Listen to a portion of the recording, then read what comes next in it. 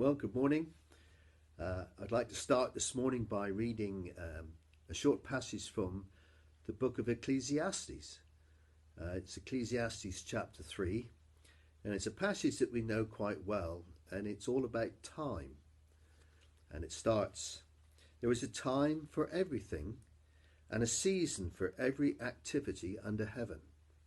A time to be born, and a time to die.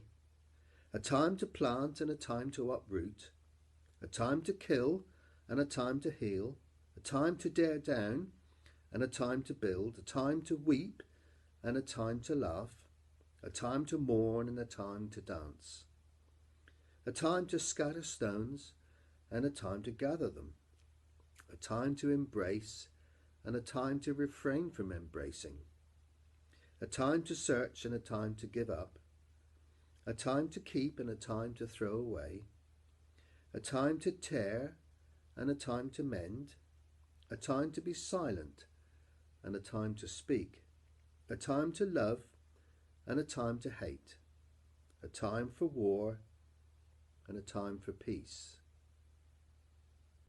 Well, you might think that's quite a strange passage to read at Christmas time, but of course time has been very different for a lot of people over the last 9 months.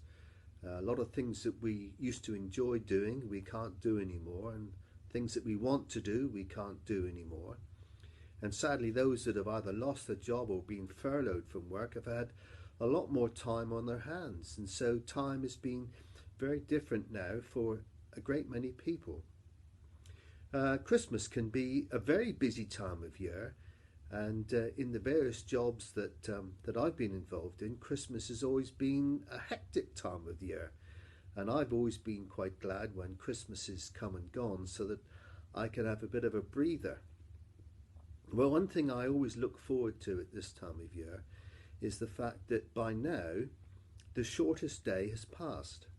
And that means that the days will very gradually be getting longer and we shall have more daylight.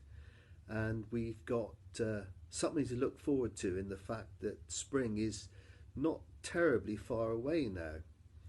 And that always reminds me of that great promise that God gave to Noah way back in Genesis. And it says, as long as the earth remains, seed time and harvest, cold and heat, summer and winter, day and night will never cease. And whatever difficulties we're going through, and we're all going through a very difficult time at the moment, one thing we can rely on is that day will follow night, and the wonderful hope and the wonderful thing to look forward to is that spring will follow winter. And so that gives us something to hope for. God's promise gives us actually hope. But particularly at this time of year, of course, we remember the Lord Jesus being born, and we remember that great verse in John 3:16 that for God so loved the world that he gave his only Son, that whoever believes in him might not perish but have everlasting life. And so we remember that the Lord Jesus was born, but we remember that he had this life on earth, was cruelly crucified, but wonderfully resurrected. And that gives us a great hope, because whoever believes in him will not perish but have everlasting life. So that gives us a tremendous hope for the future, a tremendous hope for our eternal salvation. So although we're going through difficult times at the moment, it's nice to have something to look forward to. It's nice to think that spring is not too far away, longer days and better weather.